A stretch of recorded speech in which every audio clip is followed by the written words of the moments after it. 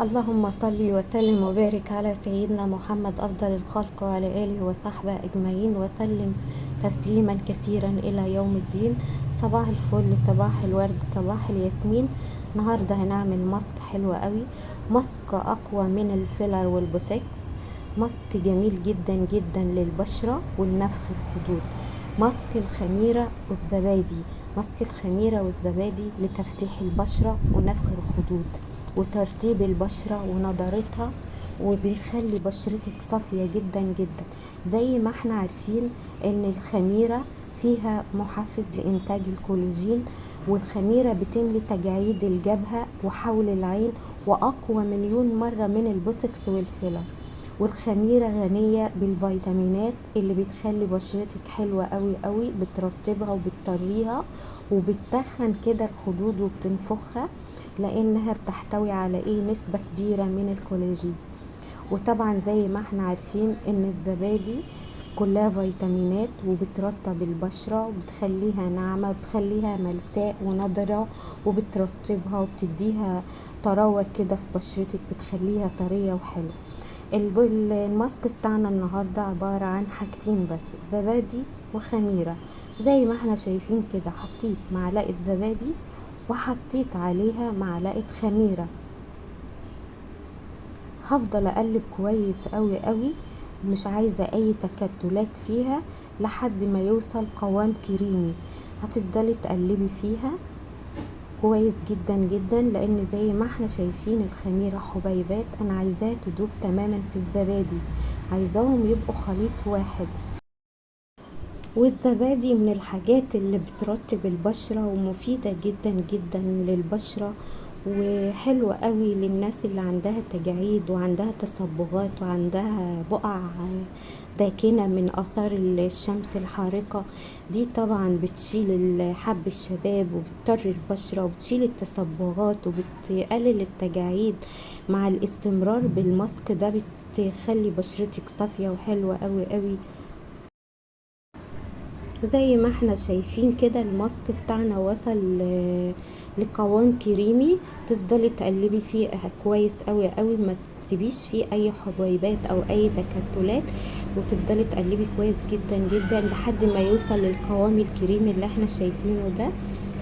طبعا الخطوة دي مهمة جدا جدا، لان لو حبيبات الخميرة ما دابتش مش هيديكي نتيجة حلوة، ولا هتستفادي من الماسك ده. لكن لو قلبتي كويس قوي قوي وبقى كريم زي ما احنا شايفين كده هتستفادي منها.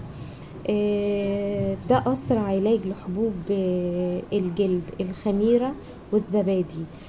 طبعا زي ما احنا عارفين، من اول حاجة بنعملها بتغسلي وشك كويس قوي قوي، وبعد كده بتدهني عليه الماسك بتاعك وبتسيبيه من 10 ل15 دقيقة.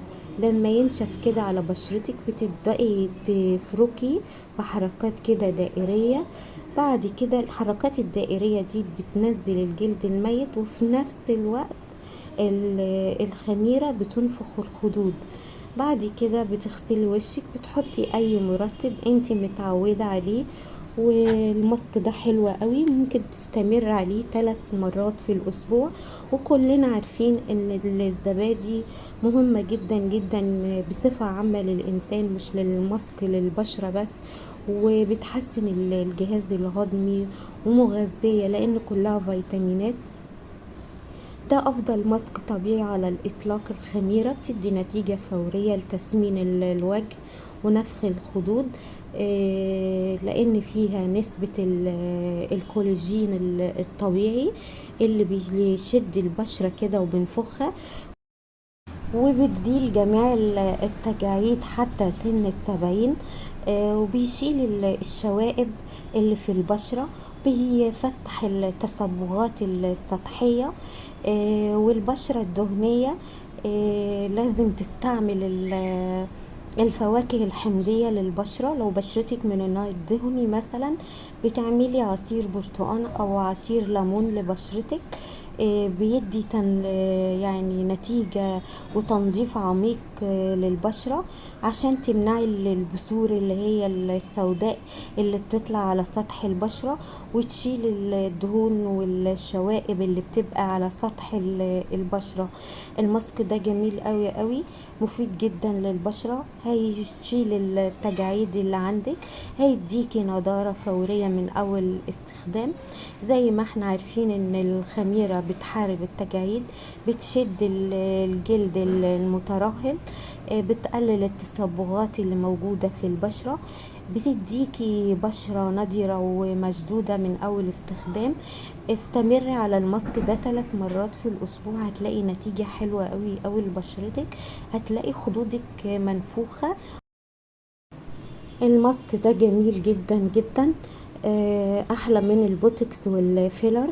استمر عليه 3 مرات في الاسبوع، هتلاقي بشرة مشدودة، بشرة نضرة، خدود منفوخة، بشرة طرية جدا جدا، ناعمة ملساء.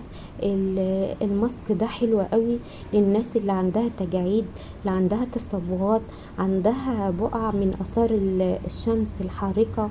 زي ما احنا عارفين الجو الايام دي صعب جدا جدا، بيأثر على البشرة بطريقة فظيعة جدا، وبيخلي يعني البشرة الحلوة قوي قوي تتعب في الجو ده.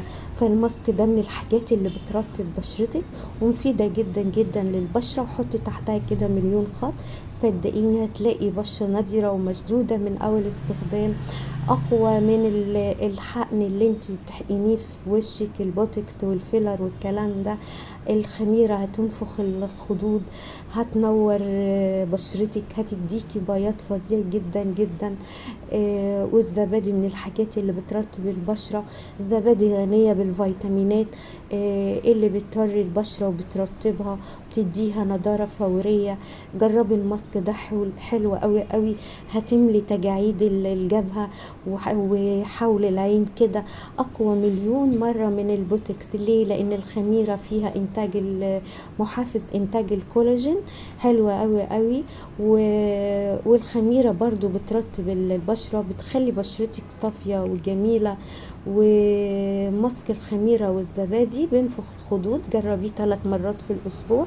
وزي ما قلنا بنغسل وشنا كويس قوي، لو عندك غسول بتغسلي بيه، لو انت متعودة تغسلي بصابونة او بتغسليه كده. بعد كده بتحطي الماسك ده على بشرتك، بتسيبيه من 10 ل 15 دقيقة، بتعملي كده حركات دائرية بايديك عشان بتشيلي الجلد الميت. هتغسلي وشك وصدقيني هتلاقي نتيجة فورية من اول استخدام.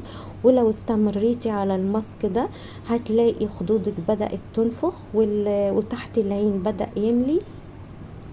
وزي ما قلنا اهم حاجة بتدوبي الماسك ده كويس قوي قوي، لان الخميرة حبيبات واحنا عايزينها تختفي تماما في الزبادي وتبقى ناعمة لحد ما توصل القوام الكريمي. ده افضل ماسك طبيعي للبشرة على الاطلاق. الخميرة بتدي نتيجة فورية لتسمين الوجه، جربوها يعجبكم قوي قوي.